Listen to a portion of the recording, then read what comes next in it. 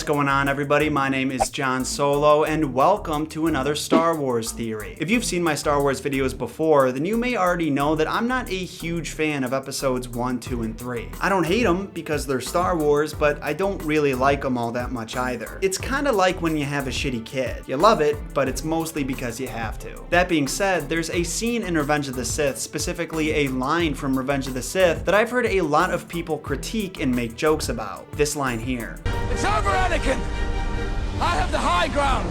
I've got to admit, I think people are being a little too harsh on this one. The main critique that I've heard is that the high ground line and the idea behind it don't make any sense. People hear it and they think, high ground? What are you talking about high ground? I just saw you guys swinging at each other while hanging from a column that was floating down a river of lava. Why the fuck would the high ground make a difference in this scenario? They might be less aggressive than that, but you know how Star Wars fans can get. I should say that I totally understand why people would get like this at first. When I was watching the scene for the first time and saw Obi-Wan jump to the higher ground, the last thing that went through my mind was, this'll be where it all ends, on this not even particularly steep hill. So why does it end here exactly? Why was the high ground so vital in this instance when we've seen Jedi, Anakin and Obi-Wan included, make bigger comebacks when the odds were far worse? This is the question that I'm going to be answering today. The first thing you've got to take into account is that Obi-Wan is a damn good duelist. Remember, he survived a plethora of duels with Grievous throughout the Clone Wars. He even bested him in some, but Grievous was able to get away. I've heard a lot of people say that Grievous was a disappointment in the movie. He had all this hype and ended up totally sucking at lightsaber combat. I even heard a theory that claimed he was trained poorly on purpose so he could be eliminated easier when Order 66 was enacted. The thing is, Grievous is an excellent duelist. That's why he's got the lightsabers of the Jedi that he's killed. He wasn't killed relatively easy by Obi-Wan because he was bad. He was killed because Obi-Wan was that good. The expanded universe elaborates significantly more on his skills, but apparently when Obi-Wan was just a youngling and was showcasing his lightsaber abilities, Qui-Gon Jinn actually refused to take him as a Padawan because he thought Kenobi would become too powerful. And let's not forget that when he was still a Padawan, he defeated a Sith, which is no small achievement for a Jedi at any level. Which actually brings me to my next point. Obi-Wan has done the high ground thing before. Remember the climactic moment in The Phantom Menace when he pulls himself up into the air, flips over Darth Maul, and cuts him in half? Obi-Wan was at a huge disadvantage in this scene, but he managed to pull it off after calming himself and reaching out with the Force for assistance. Also, I don't think Maul was expecting him to essentially fly out of that pit, so Kenobi also had the element of surprise. This moment had to have incredible significance for Obi-Wan. Not only did he just kill the Sith who killed his master, he killed the first Sith that the Jedi had seen in a millennium. So I'm sure he replayed that event over and over 1,000 times in his head, as people tend to do with the significant events in their lives, thinking about all the different ways that battle could have ended as a way to prepare himself if he was ever in that situation again. Reliving that moment so many times, thinking of all the things he did right and wrong, the things Darth Maul did right and wrong, probably gave him special insight about those types of situations. He probably knows each and every move an opponent can make, from Darth Maul's position, his own position, and maybe even Qui-Gon's position.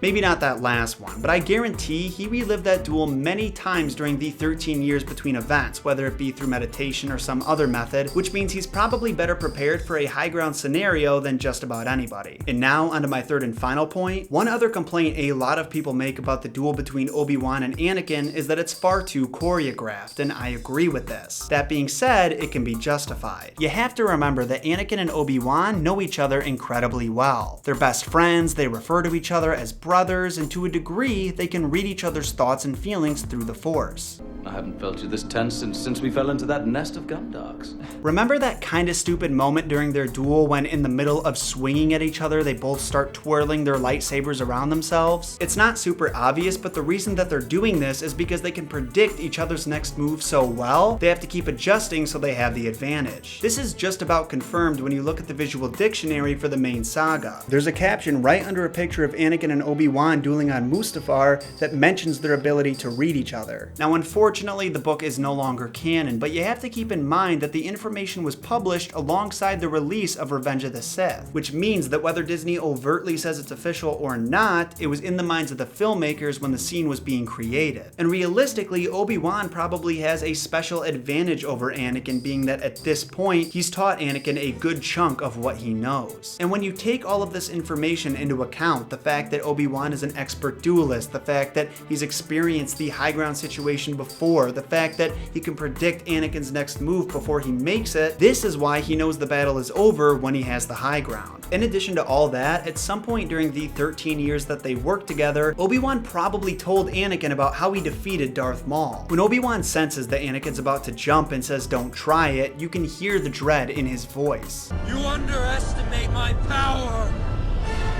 Don't try it! He's saying, don't make the same move that I made. Don't you realize how many times I've relived that situation throughout the years? I know each and every way the scenario can go, and I'm gonna have to hurt you. Nevertheless, Anakin does it anyway. It even looks like he was planning on using the same attack Obi-Wan used on Darth Maul, jumping over him, then giving him a horizontal swipe. And then we all know how things go from here. Ladies and gentlemen, thank you so much for watching this Star Wars theory. Leave me your thoughts in a comment down below. Hit that like button if you enjoyed the video. If you're new around here, hit that subscribe button, and if you have some friends who also love Star Wars, share this video with them. In case you forgot, my name is John Solo. May the Force be with you, and remember, John shot first.